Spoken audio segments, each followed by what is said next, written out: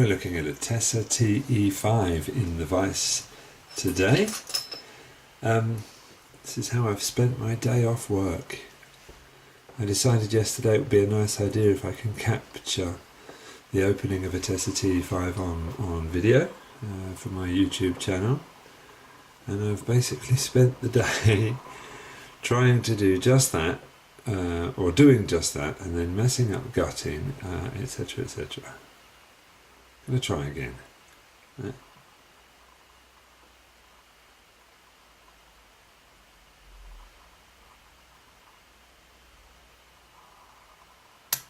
A nice click out of number 4.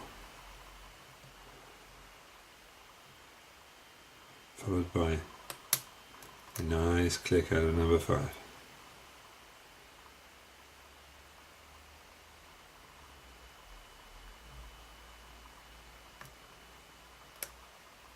Followed by a nice click out of number 3.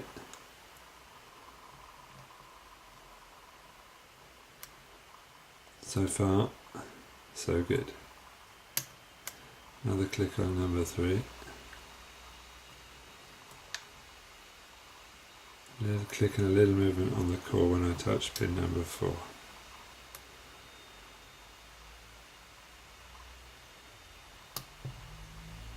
And number 2 gave us a little bit of feedback. Seems like 4 and 5 are set, maybe even number 3. However, number 1 and number 2 have gone springy. This tells me that one of the pins I think I've set is actually overset. I'll let off a bit of tension. Go back in.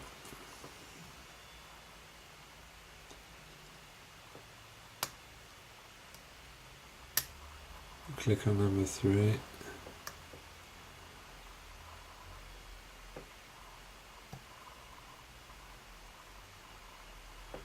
Can't get anything on 4 or 5. Number 1 is springy, number 2 is springy. Number 3 seems set, number 4 seems set. And number 5 gave us a little click. Number 1 is springy, number 2 is springy. Number 3 is now springy. Number 4 gave us a click. Number 5 seems set.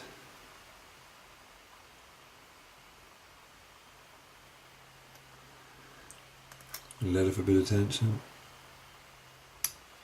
and go back in.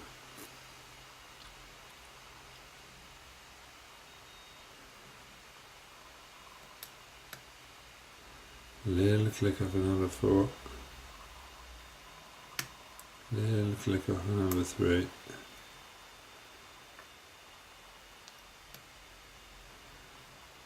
Little click off number 4. Little click off number 5.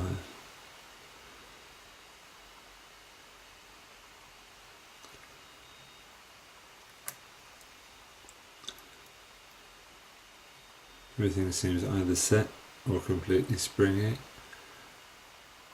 So that probably means we're oversetting something again. Let off a bit of tension.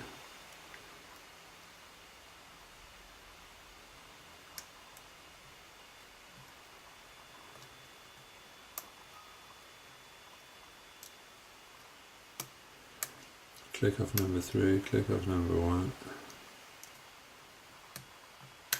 Click off number 4 and number 5. Freed up a little bit of tension in the core. Number 1. Drop my tension wrench. But we're open. I'm happy with that. Let's see if we can do some gutting. I do have the key. I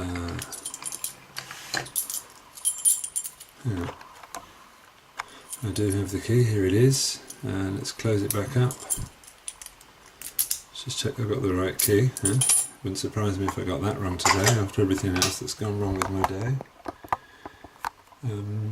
So let's go. We need a pinning mat. Don't need the shoe. We do need some tweezers, however.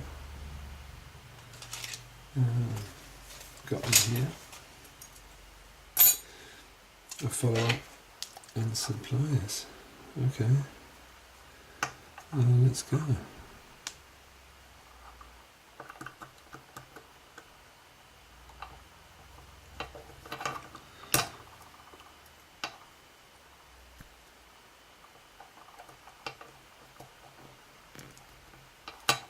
Okay.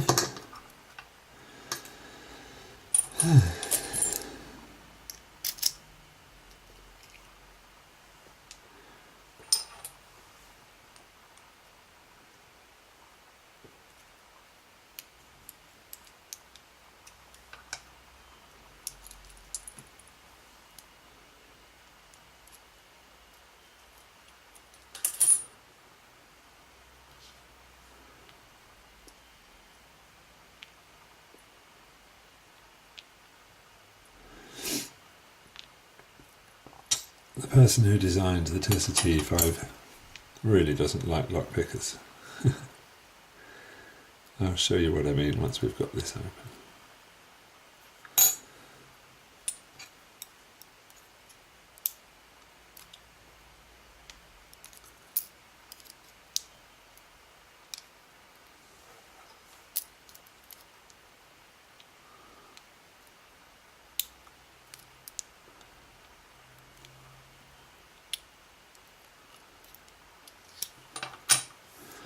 Okay, so 5-pin tumbler, as you can see. Let's get some close up. Sorry about that.